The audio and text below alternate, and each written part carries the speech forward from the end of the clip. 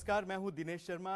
Direct with Dinesh में आपका स्वागत है। मेरे साथ इस बार हैं कांग्रेस की वरिष्ठ नेता किरण चौधरी, जो कि हरियाणा कांग्रेस विधायक दल की नेता भी हैं। किरण जी, आपका स्वागत है डायरेक्ट विद दिनेश में। जी। सबसे पहला मेरा सवाल, कांग्रेस हाईकमांड ने जो एक किरण आप में नजर आ रही थी और एक उम्मीद जो आप में नजर आई थी उनको, लेकिन वो कार्यकर्ता को जमीन पर क्या वो उम्मीद नजर आ रही है कांग्रेस से? क्यों नहीं। आज अगर 3 महीने हुए हैं मुश्किल से बीजेपी सरकार को बने हुए, लेकिन आप अगर इंडिपेंडेंट सोर्सेज से आप पूरे हरियाणा के अंदर आप जाइए तो आपको मालूम चलेगा कि लोग इतने त्रस्त हो गए हैं हर तरीके से कि वो चाह रहे हैं कि किसी तरह से ये सरकार चली जाए। यहाँ तक कि हम जब मीटिंग्स के लिए जाते हैं तो बूढ़े बुजुर्ग आके कहते हैं कि कुछ भी करो, इस सरकार को ख़त्म करो, हम बहुत तंग आ चुके हैं। तो कांग्रेस पार्टी जो है आने वाले समय के अंदर बहुत ज़बरदस्त तरीके से वापस लौट कर आएंगे और आप देख लीजिएगा। आप वापसी की बात कर रहे हैं, यहाँ अगर जितने भी आपके ज़िला स्तर पर कार्यकर्ता सम्मेलन हुए, कांग्रेस के अधिवेशन हुए, उसमें आप और अशोक तंवर तो साथ दिखे, लेकिन जो पूर्व मुख्यमंत्री है भूपेंद्र सिंह हुड्डा, वो कहीं नज़र नहीं आए। नहीं नहीं, ऐसी बात नहीं है। देखिए, पूर्व मुख्यमंत्री जी हमारे माननीय हैं और सीनियर लीडर हैं, लेकिन ये जो कार्यक्रम है ये राहुल जी का कार्यक्रम था और उन्होंने इस तरह से ये करवाया था कि नेशनल लेवल के ऊपर जो है सबके साथ बातचीत हो गई थी और हुड्डा साहब उसमें सम्मिलित हुए थे। ये जो है स्टेट लेवल की जो लीडरशिप है उसके लिए कार्यक्रम तो था। क्या वो स्टेट के लीडर नहीं है? नहीं, जिन्होंने जाकर अपनी बातें सारी राहुल जी के सामने रख दी तो उनके लिए तो ऑप्शनल था। अगर वो आना चाहते थे तो वो उनकी मर्जी थी, नहीं आना चाहते कोई बात नहीं, क्योंकि ये जो है स्टेट लेवल की लीडरशिप का जो था कि फीडबैक लेने के लिए। और आपको मैं बताना चाहती हूँ कि ये जो हमने बैक टू बैक मीटिंग्स करी, घंटों घंटों लगाया, इतने ज़बरदस्त उसके अंदर सुझाव आए और धन्यवाद लोगों ने करा राहुल जी का कि आप जो है हमारे से पूछा गया कि आगे की रणनीति किस तरह से बनाई जाए। जिस तरह से अशोक तंवर जो प्रदेश अध्यक्ष हैं कांग्रेस के और पूर्व मुख्यमंत्री भूपेंद्र सिंह हुड्डा, उनके बीच जो एक खींचतान है, जैसे कुछ दिन पहले एक लंच पार्टी हुई, उसमें उनके एक पूर्व मंत्री हैं, उन्होंने कहा कि ये राजनीति में अभी बच्चे हैं अशोक तंवर, तो आपको लगता नहीं कहीं एक नुकसान जो है कांग्रेस को पहुंचा है?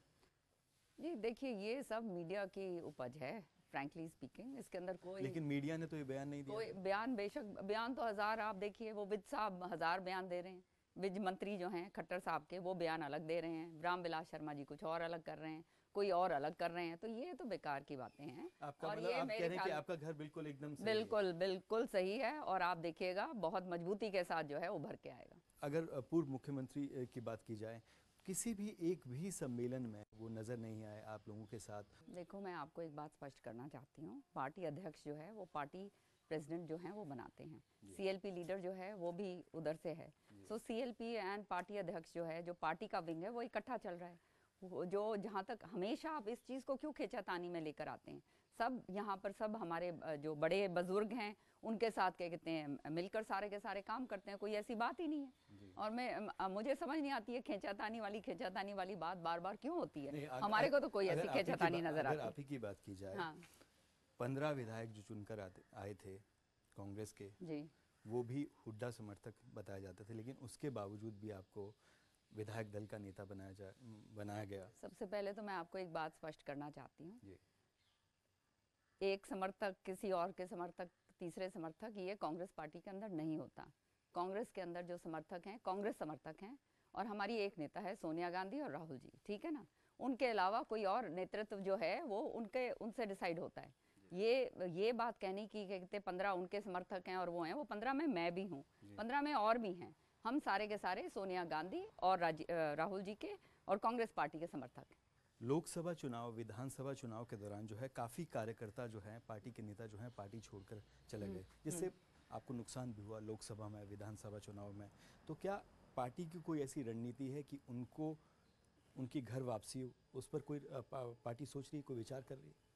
बहुत सारे ऐसे लोग हैं जो अब एप्लीकेशन दे रहे हैं वापस आने के लिए और पार्टी उसके ऊपर विचार विमर्श जरूर करेगी। लेकिन ये आपको एक बात मैं बताऊं, चुनाव के समय ये आना जाना लगा रहता है। जो चुनावी मौसमी लोग जो होते हैं उनका तो ये होता ही है आना और जाना। और ये आपने देखा बीजेपी के साथ तो ऐसा हाल हुआ कि जिस पार्टी के पास अपने ही कोई कुछ नहीं था, उन्होंने सारे के सारे बाहर से इंपोर्ट करके अपने नेता बनाए। इसी जैसे दिल्ली में करा उन्होंने मुख्यमंत्री, मतलब इनके पास इतने सालों से यहाँ काम कर रहे थे, एक मुख्यमंत्री के नाम से इनके पास एक लीडर नहीं था। इसी तरह से हरियाणा के अंदर जो है, जो कांग्रेस के अंदर जिन्होंने बहुत सारे दिन के रहे, वो इनको ये मालूम था कि इनके अपने धरातल पे कुछ है ही नहीं, तभी कांग्रेस के लोग उन्होंने लिए। पिछले कुछ दिनों में एक बयान आया, हम ये कहा जाए कि पहले प्रधानमंत्री पंडित नेहरू पर, और वो भी वरिष्ठ नेता जो हैं, कैबिनेट में मंत्री हैं, उनकी तरफ से। आपको लगता है ऐसे बयानों को आप कैसे देखते हैं? ये तो बहुत ही दुर्भाग्य की बात है। देखिए, आज हम इतने बड़े नहीं हो गए हैं।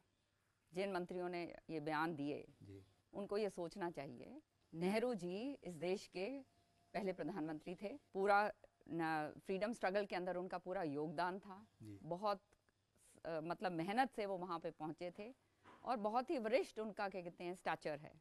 आज आप इतने बड़े नहीं हैं कि आप उनके स्टैचर के ऊपर आप कमेंट कर सकते हैं, और वो उनको भी समझ में आ गई है। और इस तरह की ये मानसिकता दर्शाता है कि कितनी छोटी मानसिकता, छोटी सोच इन लोगों की है, कि जो इतने बड़े लोगों के बारे में आप टिप्पणी कर सकते हैं। इसका मतलब आप अपने आप को उनसे भी बड़ा समझते हैं।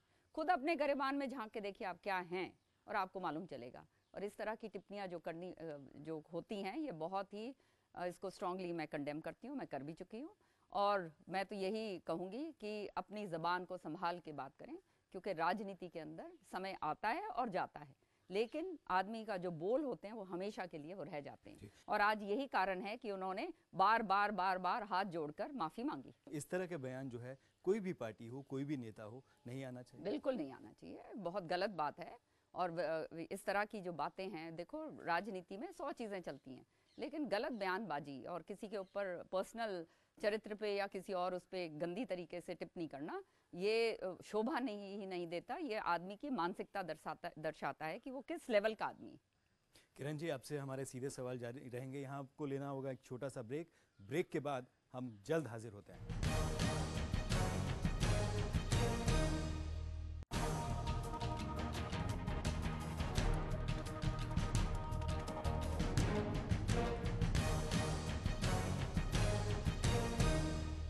ब्रेक के बाद आपका एक बार फिर स्वागत है। किरण चौधरी से हमारे सीधे सवाल जारी हैं। किरण जी, पिछली सरकार पर भेदभाव के आरोप लगे। ये कहा गया कि जो डेवलपमेंट, विकास हुआ, वो एक ही इलाके का हुआ, रोहतक का हुआ, और इसका जो नतीजे हैं वो नतीजों में देखने में भी आए, विधानसभा हो, लोकसभा हो। आपको लगता है जो मौजूदा सरकार है, उनका जो एक नारा है कि हम सबका विकास चाहते हैं, सबके साथ, तो वो उस दिशा में सही जा रहे हैं क्या? बिल्कुल भी सही नहीं जा रहे। मैं तो ये कहूँगी, अभी कुछ दिनों पहले मेरा दौरा था तो शाम की साइड में, और मुझे बड़ा दुख हुआ ये बात जान के कि HRDF का पैसा, जो डेवलपमेंट का काम होता है, जो पूरा का पूरा पैसा दे दिया गया था तो शाम हल्के को, और 25% उसका लग गया था, और केवल 75% उसका रह गया कामों के लिए, क्योंकि इलेक्शन आ गए। तो आप जानते हैं इलेक्शन के समय पे काम जो है वो रुक जाते हैं, तो वो 75% पैसा जो है वो सारा का सारा वापस मंगवा लिया गया है। तो ये इस तरह की क्षेत्रवाद जो है ये लोग खुद कर रहे हैं, और ये अगर इस तरह से करेंगे तो इसके अंदर जो है लोगों को तकलीफ होगी, और तकलीफ होगी तो आप जानते हो उसकी जो है भावनाएं जो लोगों की हैं बीजेपी के प्रति खराब होंगी। अब आप देखिए, टोल टैक्स जो है, तो शाम के अंदर एक टोल टैक्स लगा दिया आपने एक सड़क के ऊपर, जिसके ऊपर हमने 13 करोड़ लगा के उसको कारपेटिंग करके ठीक करवाया। लेकिन किरण जी, ये कहा जाता है कि ये तो आप ही के कैबिनेट में, जब आपकी सरकार थी तब इसको हामी दी गई थी, आप ही की सरकार ने हामी दी थी। देखिए, उस समय 14 सड़कों के ऊपर टोल टैक्स लगाने की योजना थी। तो ये जब बात वहाँ पे कैबिनेट के अंदर आई, और उसके अंदर जब ये हमने पुट फॉरवर्ड करी कि ये इस तरह से ये तो खाली एक नॉर्मल सड़क है, जहाँ पे कोई फार्मर्स जाते हैं, कोई इसमें म्यूनिसिपल कमेटी नहीं है, नगर परिषद कोई बीच में नहीं है, यहाँ से हिसार तक, तो यहाँ नहीं लगना चाहिए, तो उसको नहीं लगाया गया था। इसीलिए PWD ने 13 करोड़ रुपया उसके ऊपर खर्च करे, और उसको सिंगल, वो जो है कोई इस तरह से कोई 4 लेन रोड नहीं है, कोई इतने बड़े उद्योगपति वहाँ उद्योग नहीं है वहाँ पे कि आना जाना वो है कि इस तरह से बड़ा टोल वहाँ पे होगा। खाली गरीब आदमी जो इलाके के लोग हैं, रूरल इलाके के लोग हैं, वो उन लोगों का आना जाना है। और आप क्या कहते हैं, केवल इसलिए आप टोल थोप रहे हैं कि वो किरण चौधरी का इलाका है। मैंने तो लगने दिया नहीं था, और ना अब लगने देंगे हम। अभी तक का जो इस सरकार का, मौजूदा सरकार का, राज्य सरकार का जो कार्यकाल रहा है, आप उसको कितना नंबर देना चाहेंगे, कितने मार्क्स देना चाहेंगे? मैं तो बिल्कुल उसको 0 नंबर दूंगी, बिकॉज सारा कुछ जो है बोल बोली हैं, सामने धरातल पे तो कुछ नज़र ही नहीं आ रहा। आप देखिए, गांव-गांव में जब मैं गई, लोगों ने मुझे ये बताया कि लाइनों के लिए, लाइनों पे औरतें जो हैं वो यूरिया खाद लेने के लिए लाइनें लगती हैं, सुबह 4 बजे से बैठती हैं सर्दी के टाइम पे। आज तक जिन्होंने थाने के रास्ते नहीं देखे थे, थाने के अंदर वो आपकी वो कटती है, टिकट कटती है, फिर आपको कितना यूरिया मिलता है। हर चीज़ पे, चाहे पानी हो, चाहे बिजली हो, चाहे यूरिया हो, चाहे किसान की फसल का उत्पादन हो, चाहे कर्मचारी हो, चाहे नौजवान हो, हर वर्ग का जो व्यक्ति है वो आज समझ चुका है कि बीजेपी केवल वायदों की और बोलने की है। काम जब ग्राउंड वर्क होता है उसके ऊपर इन्होंने कुछ नहीं करना, जन विरोधी काम करते हैं। अब आप देखिए, ये लैंड एक्विजिशन बिल जो यूपीए सरकार के दौरान इतना बढ़िया बिल बनाया था कि जहाँ पे किसानों को इसका बहुत फायदा होने वाला था, आज पूंजीपतियों के हाथ बिकते नजर आ रहे हैं। इस पे किसान आंदोलन भी कर रहे हैं, और हरियाणा को जो है एक तरह से किसानों का जो आंदोलन हुआ है उसकी पृष्ठभूमि वहाँ से ये आंदोलन शुरू हुआ। इस बार भी अन्ना हजारे ने वहाँ पर हरियाणा से, पलवल से ये आंदोलन शुरू किया किसानों के लिए। लेकिन कहीं ना कहीं कांग्रेस जो है इसमें कहीं पिछड़ी हुई सी नजर आ रही है। नहीं, ऐसी बात नहीं है। इलाके के अंदर आप गांव में जाइए ना, यहाँ पे दिल्ली के अंदर आप बात छोड़िए, गांव में हम गए हैं। आज 3 महीने हो गए दौरा करते हुए, और गांव के अंदर जहाँ जहाँ गए हैं वहाँ सब लोगों के साथ यही बातचीतें हो रही हैं, और सारा का साथ लोग इसके बड़ा क्या कहते हैं, इसके विरुद्ध खुल के आगे आ रहे हैं। और विधानसभा में भी हम इसके खिलाफ आवाज़ उठाएंगे, बाहर भी और अंदर भी। तो ये बात कहना कि कोई और इसका कर रहा है, ये गलत है। हम तो पिछले 3 महीने से लगे हुए हैं इसके ऊपर, पूरे हरियाणा के अंदर लगे हुए हैं, किसान संगठन लगे हुए हैं, हम उनके साथ लगे हुए हैं, अलग से लगे हुए हैं। तो आपको लगता है कि कांग्रेस जो है इस एक तरह से कहा जाए इस आंदोलन का, और जिस तरह से लैंड एक्विजिशन बिल है उसमें पिछड़ी हुई नहीं है, बल्कि कांग्रेस भी बढ़ चढ़ कर उसका विरोध कर रही है, सिर्फ विरोध के लिए नहीं, किसानों के साथ है। कांग्रेस पार्टी जो है वो आम आदमी की पार्टी है, फार्मर्स के लिए है। हमने इतना बढ़िया बिल बनाकर दिया, जिस बिल का क्या कहते हैं इन्होंने इसका समर्थन किया, आज उसी बिल के अमेंडमेंट करके ये पूंजीपतियों के हाथ जो है किसान की ज़मीन बेचने पे तुले हुए हैं। किसान भाई कहाँ जाएगा? ये हमारा प्रदेश जो है 65% जो है कृषि प्रधान प्रदेश है, पूरा का पूरा हमारा हरियाणा में तो पूरा ही कृषि प्रधान है। लेकिन पूरा हिंदुस्तान में आप देखिए, अगर फार्मर्स को आप हिट करेंगे तो फिर आपके पास क्या रह गया? फिर तो कुछ भी नहीं रहेगा, हर चीज़ जो है ख़त्म हो जाएगी।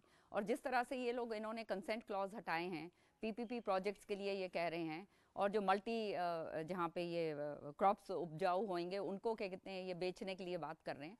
तो ये सारी चीज़ें जो सोशल इम्पैक्ट है उसको हटा दिया है। इससे किसानों को बहुत ज़बरदस्त नुकसान ही नहीं होगा, उनके सिर के ऊपर एक तलवार लटकेगी हमेशा के लिए कि किसी भी समय सरकार जो है जब चाहे कुछ भी कर सकती है पूंजीपतियों के फायदे के लिए। तो ये पूंजीपतियों के हाथ पूरी बिकाऊ है ये सरकार, मैं तो ये कहूँ। आप दिल्ली कैंट से विधायक भी रही, दिल्ली विधानसभा की डिप्टी स्पीकर भी रही, लेकिन आपको क्या लगता है कि क्यों दिल्ली ने कांग्रेस मुक्त, एक तरह से कांग्रेस मुक्त हो गई यहाँ से दिल्ली, क्यों ऐसा हुआ, क्या वजह रही? देखिए, कांग्रेस मुक्त तो आप बात करते हैं, आज ठीक बात है, चलिए कोई बहुत सारी गलतियां हुई होंगी, और वो लाजमी है कि लोगों ने अपना मैंडेट दिया और वो सामने है, और उसमें हमारे को उसके अंदर झांकना पड़ेगा, देखना पड़ेगा कि क्यों ऐसे हुआ। लेकिन आप ये भूल जाते हैं कि 3 बार कांग्रेस ने सरकार लगातार बनाई है यहाँ, वो 3 बार भी लोगों ने ही वोट करी वो सरकार, और वो किस लिए करी? क्योंकि काम किया था। आज जो काम का जो है रिजल्ट नहीं आया। आज जो दिल्ली है, जो विकास हुआ है, जो भी आप कहें, वो कांग्रेस सरकार के दौरान ही हुआ है। आज अगर ये और हम चाहते हैं कि जो अब नई सरकार आई है वो भी आगे काम करके दिखाए, बहुत अच्छी बात है। अरविंद केजरीवाल जो है, ये लग रहा है कि आम आदमी पार्टी के जो कदम है वो हरियाणा की तरफ बढ़ रहे हैं, वो आपके भिवानी से ही हैं, तो आपको लगता है कि आम आदमी पार्टी जिस तरह से उभर रही है एक बड़ी चुनौती कांग्रेस के लिए वहाँ हो सकती है? देखिए, चुनौतियाँ तो आगे समय बताएगा क्या है और क्या नहीं है।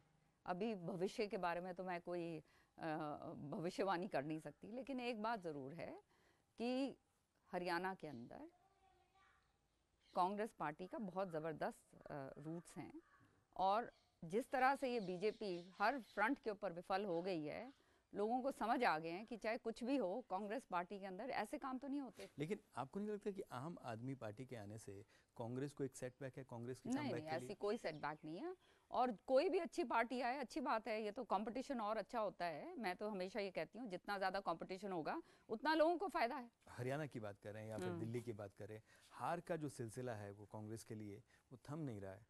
ऐसे में जो कार्यकर्ता है उसको, आपको नहीं लगता कि उसका जो मनोबल है वो गिर रहा है? क्या आपको, क्या उम्मीद, किससे उम्मीद दिखती है आपको कांग्रेस के लिए? हमेशा जीवन में एक बात मैंने तो ये देखी है कि जब चीज़ें ख़त्म होती हैं तो नई ऊर्जा फिर से उभर के आती है और फिर आगे उसका और अच्छी तरह से काम होता है। तो उसी तरह से ठीक है, आज कांग्रेस पार्टी जो है, इतने सालों से हमने राज किया है, बहुत काम किए हैं और उसके लिए हम अपने गर्व से अपने जो है सिर उठा करके ये बात कह सकते हैं। आज लोगों ने जो मैंडेट दी है वो हम उसको स्वीकारते हैं और अपने अंदर झांक कर हम देखेंगे कि कहाँ हमारे से गलती हुई है, ताकि आने वाले समय में वो गलती दोबारा से ना करें। किरण जी, आपको लगता है कि ये सही वक्त है कांग्रेस उपाध्यक्ष राहुल गांधी को जो है पार्टी की कमान देने के लिए? देखिए, मैं तो एक बहुत छोटी एक कार्यकर्ता हूँ और इसके ऊपर टिप्पणी करना मेरा वो जैसे वो कहना, जो मेरा स्टैचर है मैं उसी लेवल पे बात कर सकती हूँ, लेकिन वो हमारे वाइस प्रेसिडेंट हैं और ये ऊपर वालों का है कि किसने कहाँ पे किसको क्या करना है। हम लोग तो एक सिपाही हैं, ग्राउंड रूट के सिपाही हैं और सिपाही के रूप में हमने ईमानदारी से, लॉयल्टी से और मेहनत से काम करना है और किया है और वो पार्टी हमारा रिकग्नाइज करती है।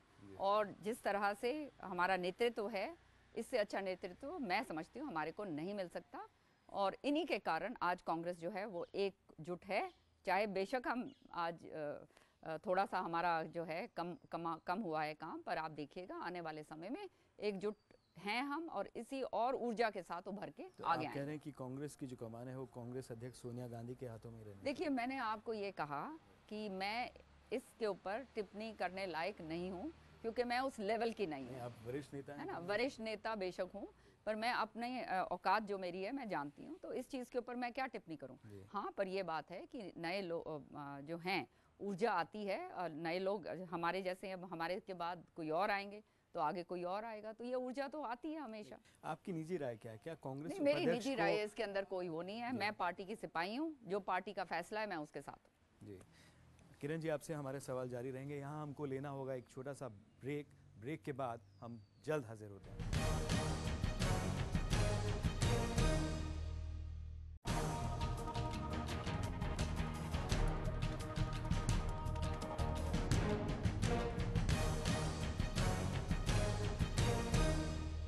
ब्रेक के बाद आपका एक बार फिर स्वागत है। मेरे साथ हैं कांग्रेस की वरिष्ठ नेता किरण चौधरी जी। किरण जी, 9 मार्च से हरियाणा विधानसभा का बजट सत्र शुरू हो रहा है।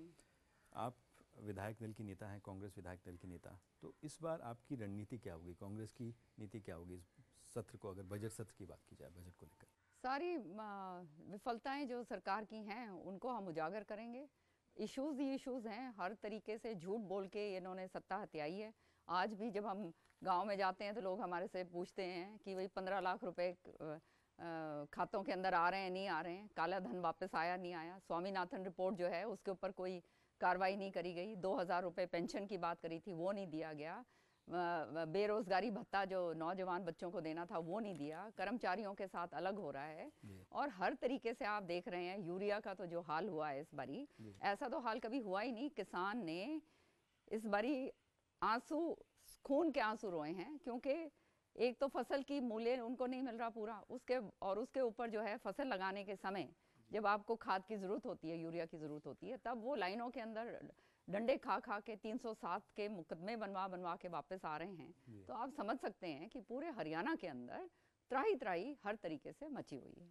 हरियाणा विधानसभा के सत्र की अवधि को लेकर जो है सवाल उठते रहे हैं, पहले भी सवाल उठते रहे हैं, लेकिन इस बार ये बात हो रही है कि सत्र का जो अवधि होगी वो ज़्यादा होगी। तो आपका, लेकिन अगर ये माना जाए कि आपका नज़रिया क्या है, आप कैसे देखते हैं? बहुत अच्छी बात है। देखिए, सत्र जो हैं किस लिए होते हैं? वो इसलिए होते हैं कि एमएलए जो चुनकर आए हैं वो अपने इलाके के सारी जो मुश्किलें हैं या ज़रूरतें हैं, जो कुछ भी पब्लिक रिलेटेड इश्यूज़ हैं, उनको अच्छी तरह से उजागर कर सकें और सरकार के सामने रख सकें, ताकि उसके ऊपर सरकार कार्रवाई करे।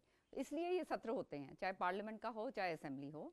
और इसके अंदर मैं समझती हूँ कि पूरा मौका हर विधायक को मिलना चाहिए क्योंकि इसीलिए वो चुनकर आया है। अगर वो चुनकर अपनी बात ही नहीं कह पाएगा तो फिर ये तो लोगों के साथ अन्याय है। और मैं समझती हूँ बड़ी अच्छी बात है, अगर ये ऐसा करेंगे तो ये बहुत ही अच्छा होगा। जी, आपसे जानना चाहेंगे कि आपके अगर शौक की बात की जाए तो किरण चौधरी के शौक क्या है, ये जनता जानना चाहती। मैं लिखती पढ़ती बहुत हूँ और पेंटिंग भी कर लेती हूँ थोड़ी बहुत, एंड लिखती बहुत काफ़ी हूँ। पढ़ना बहुत मेरे को शौक अच्छा लगता है, बेसिकली यही है। और बाकी तो ऐसे समय पर आ गए हैं कि समय मिलता ही नहीं है, काम पे लगे रहते हैं जी।